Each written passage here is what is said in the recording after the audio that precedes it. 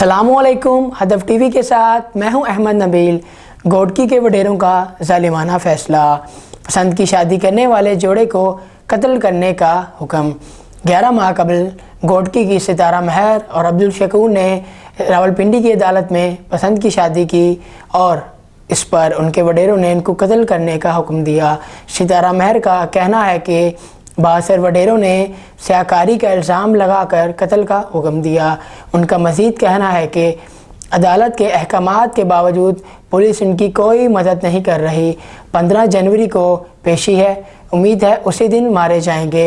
हम अपील करते हैं हुकूमत से और कानून नाफिज करने वाले इदारों से हमें इंसाफ दिया जाए और हम इंसाफ के तलबगार हैं।